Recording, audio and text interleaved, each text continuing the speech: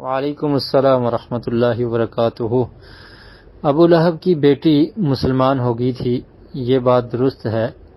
ابو لہب کی وفات کے بعد، ابو لہب فوت ہو چکا تھا، اس کے بعد اس کی بیٹی جن کا نام تھا درہ بنت ابی لہب رضی اللہ عنہا، انہوں نے اسلام قبول کر لیا تھا اور یہ مسلمان ہو گئی تھی۔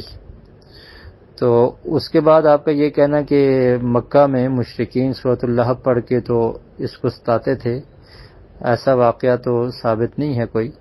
بہرحال اس طرح کا ایک واقعہ ملتا ہے، یہ طبرانی میں یہ روایت موجود ہے کہ ابو لہب کی بیٹی جن کا نام درہ بنت ابی لہب تھا رضی اللہ عنہا، یہ ہجرت کر کے مدینہ منورہ آ گئی، مسلمان ہو چکی تھی تو ہجرت کر کے مدینہ میں آ گئی۔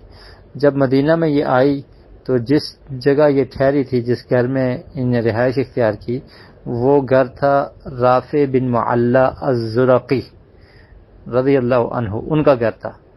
تو قبیلہ بنو زریق کی عورتیں ان سے ملنے آ گئی اور آ کر کہنے لگی کہ آپ تو ابو لہب کی بیٹی ہو، اور ابو لہب کے بارے میں قرآن مجید میں اللہ تعالی نے ارشاد فرمایا تبت یدا ابی لہب و تب، کہ ابو لہب کے دونوں ہاتھ ٹوٹ جائیں، ہلاک ہو گیا ابو لہب۔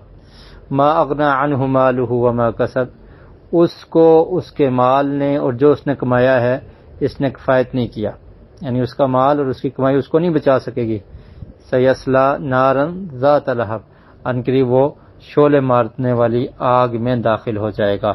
تو یہ ابو لہب کا نام لے کر قرآن مجید میں یہ صورت ہے، اور یہ نبی کریم صلی اللہ علیہ وسلم کے جو دشمن تھے ان میں سے ابو لہب، اس کا صرف نام کے ساتھ ذکر آیا ہے، اور اس نے آقا علیہ الصلوۃ والسلام کی گستاخی کی تھی۔ خیر لمبے واقعات ہیں، تو اس وجہ سے اللہ تعالیٰ نے یہ صورت نازل کی۔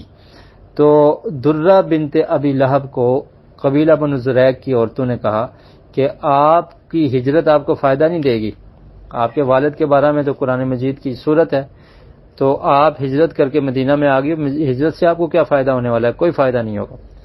تو اب درہ بنت ابی لہب جو مسلمان ہو چکی تھی پریشان ہو جاتی ہیں، اور انہوں نے جا کر نبی کریم صلی اللہ علیہ وسلم کو شکایت کی کہ اللہ کے رسول مجھے ایسا کہا جا رہا ہے۔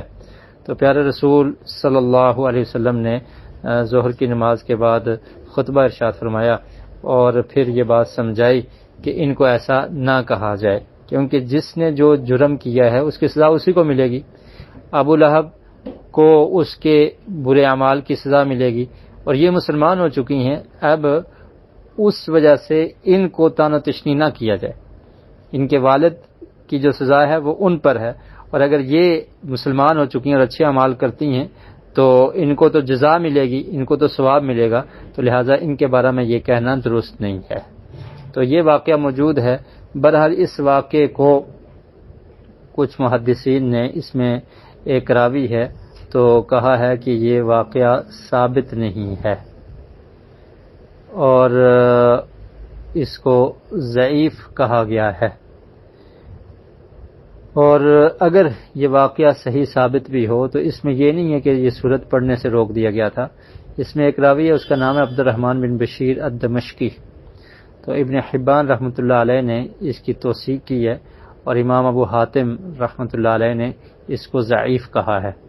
تو اس وجہ سے اس روایت جو واقعہ میں نے آپ کو سنایا ہے، اس کے صحیح اور ضعیف ہونے میں بھی اختلاف پایا جاتا ہے۔ تو اگر اس کو صحیح مان بھی لیا جائے تو اس میں یہ نہیں ہے کہ یہ سورت پڑھنے سے ہی روک دیا تھا اللہ کے رسول نے، بلکہ صرف ان کو سمجھایا کہ ایسا نہ کہا جائے، کیونکہ لا تزر وازرۃ وزر اخری، کہ کسی دوسرے کا بوجھ کسی دوسرے پر نہیں ڈالا جاتا۔ اگر جرم ایک نے کیا اس کی سزا دوسرے کو ملے، ایسا نہیں ہوتا۔ تو اگر والد کی غلطیاں ہیں تو اس کی سزا اسی کو ملے گی۔ ان کی بیٹی اگر جو اسلام قبول کر چکی ہیں، صحابیہ ہیں، تو ان کو طعنہ نہ دیا جائے۔ تو یہ روایت بھی مختلف فی ہے، یعنی اس میں جو راوی ہے عبد الرحمن بن بشیر الدمشقی، تو اس کو ابن حبان رحمۃ اللہ علیہ نے توثیق کی ہے ان کی، جبکہ امام ابو حاتم رحمۃ اللہ علیہ نے کہا کہ ضعیف ہے۔ تو بہرحال اس طرح سے واقعہ ہے جو آپ بیان کر رہے ہیں اس طرح سے یہ واقعہ نہیں ہے کہ مشرکین جو سورت پڑھتے تھے اور اللہ کے رسول نے روک دیا، ایسا نہیں ہے۔ واللہ اعلم بالصواب۔